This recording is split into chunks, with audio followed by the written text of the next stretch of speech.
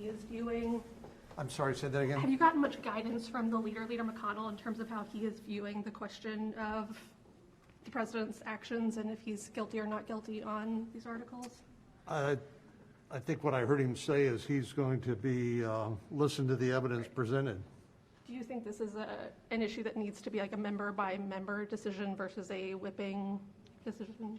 Yeah, I think so. I mean, I think it's. I think I've heard people talk about a vote of conscience. I think that's a good way to put it. Do you believe that the president committed impeachable offenses? I'm going to listen to the what's presented. I don't think we should make. I don't think there needs to be some structure to this where the impeachment managers come over and present some evidence to us about the president's role, his intentions,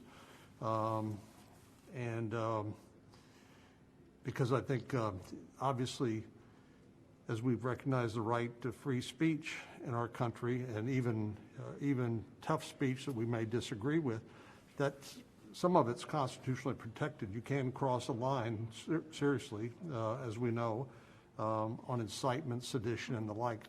And I think those are important questions that need to be presented to the Senate. And so I look forward to hearing what is presented. Do you think you have the constitutional authority to try Trump after he leaves office? I've seen your tweets. I think there's serious questions about it. I know there's, as usual, there are lawyers with opinions, but ultimately I think it's going to depend on what the Senate believes and how they vote. There's a serious question: who would preside? I mean, it seems like Chief Roberts might not want to preside. Well, he's not required to. Okay. Under the Constitution, the Constitution says when you have a sitting president that the Chief Justice shall preside. And the question then is who else might if he doesn't. And of course, senators are jurors, so I don't think it would be appropriate for a juror to preside over the trial. So that leaves the only person who wouldn't have a conflict of interest would be the vice president, who's president of the Senate.